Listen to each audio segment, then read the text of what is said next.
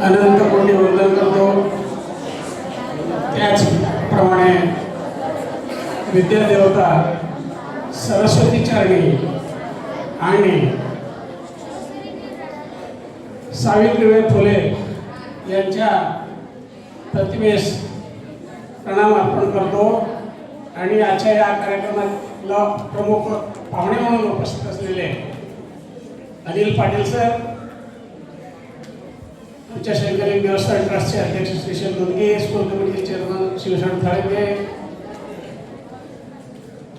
आमच्या कमिटीचे सर्व सदस्य, शंकरलिंग माध्यमिक व उच्च माध्यमिक प्रशालेचे प्राचार्य श्री विरेश थाळगे सर, पर्यवेक्षक गोडके सर, प्रशालेतील सर्व शिक्षक व शिक्षिका शिक्षकेतर कर्मचारी, या कार्यक्रमाला उपस्थित असलेले शंकरलिंग माध्यमिक शाळेचे सर्व विद्यार्थी, आज जमादार सरांनी सांगितल्याप्रमाणे गुरु शिष्याचा सत्कार सोहळा आज होत असताना वैयक्तिक मला पण खूप आनंद या ठिकाणी होत आहे। कारण शंकरलिंग संस्थेमध्ये ज्यांनी पाय ठेवले पूर्ण त्यांचं आयुष्याचं कल्याण झालेले आहे। फक्त मागे वळून पहा एवढीच विचार जर आपल्या डोक्यामध्ये जर राहिलं तर जीवनामध्ये तुम्हाला कुठल्या प्रकारच्या अडचणी येणार नाही याची ग्वाही मी देत आहे। प्रथम सत्कार तानाजी जमादार सरांचं या ठिकाणी झाला। त्यांची मंडळी उपस्थित काही कारणाने उपस्थित नसल्यामुळे त्यांची मुलगी त्यांच्याबरोबर होती आणि आमच्या शाळेमध्येच नेहमी हसत राहणारे तानाजी जमादार सर, कुठं काही जरी समस्या असेल तर सर थोडं लक्ष द्या, लक्ष दिले व्यवस्थित बरोबर होत होतं। एक त्यांच्यामध्ये संत तुकाराम महाराज त्यांनी नेहमी उदाहरण सांगत असतात, केल्याने होत आहे रे, आधी केलेच पाहिजे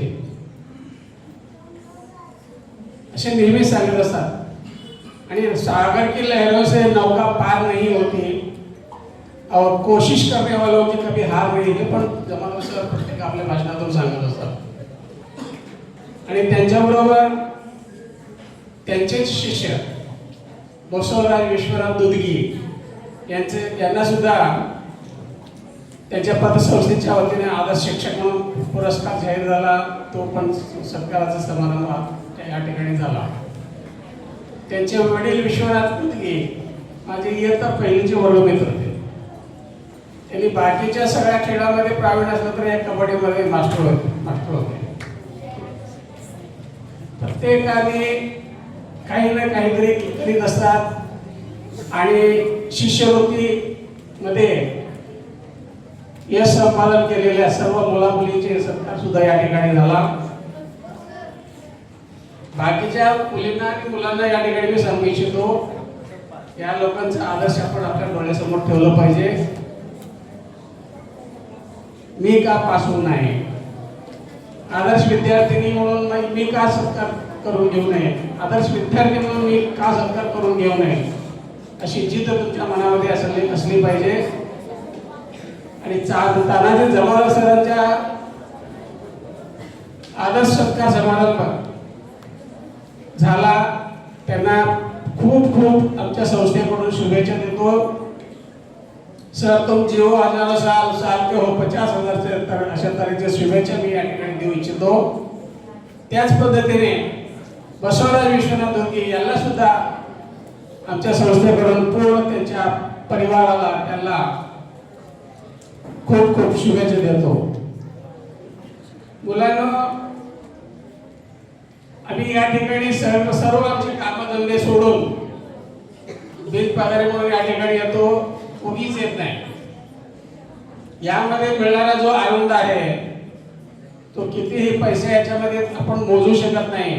आम्हाला सुद्धा रोज काही आल्यानंतर काही ना काही तरी आपल्याला शिकायला मिळते। आणि शिकण्यासाठी वयाची मर्यादा नसते.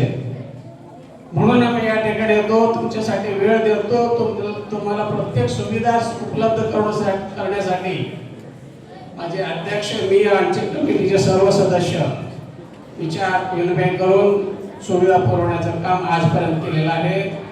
पाटील सर, आमची संस्था 1960 ची आहे. आता 66 वर्षांची संस्था आहे. तेव्हापासून आजपर्यंत सर्व मॅनेजमेंट निस्वार्थ भावनेने या ठिकाणी सेवा देतात. टीम वर्क आहे. समान विचारसरणीचे मंडळी आमच्या कमिटीमध्ये आहेत.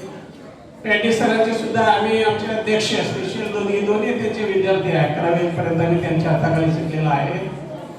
तुम्हाला जसं तुम्हाला केएलई सोसायटीने बोर्ड ऑफ डायरेक्टर म्हणून तुम्हाला निवड केली, तशाच पद्धतीने या पॅटी सरांना सुद्धा आम्ही बोर्ड ऑफ डायरेक्टर म्हणून निवड केलेली आहे.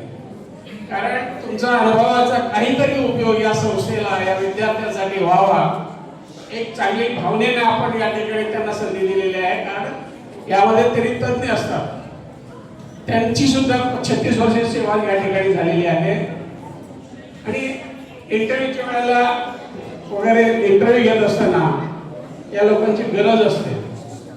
आम्ही शिक्षणामध्ये कमी पडलो. 11वी नंतर पुढची शिक्षणाची व्यवस्था या ठिकाणी नव्हती.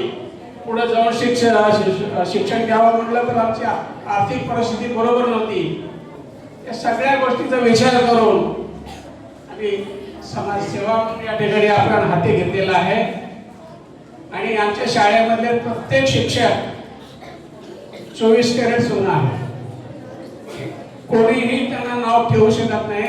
सर्वजण जिद्दीने तन्मनाने या ठिकाणी विद्यार्थ्यांना शिकवण्याचं काम करीत असतात. आमच्या शाळेमधले रिझल्ट प्रत्येक वर्षी चांगल्या पद्धतीने असतो.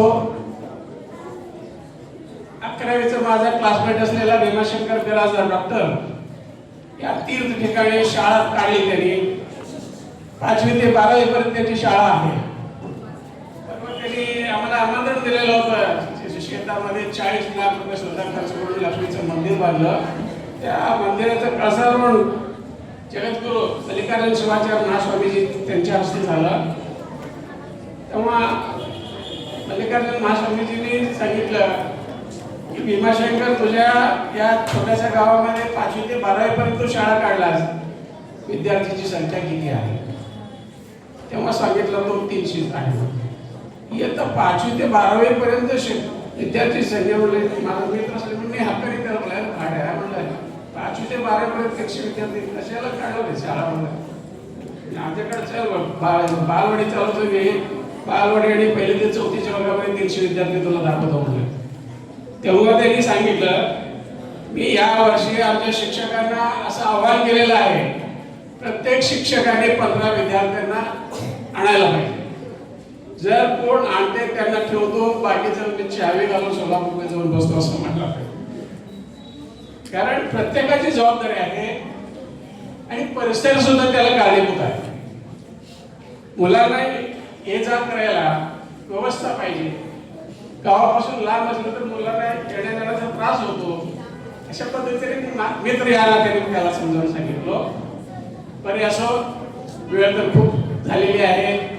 अधिक न बोलता माझ्या 2 शब्दाला याच ठिकाणी थांबवतो. जय हिंद, जय श्रीराम.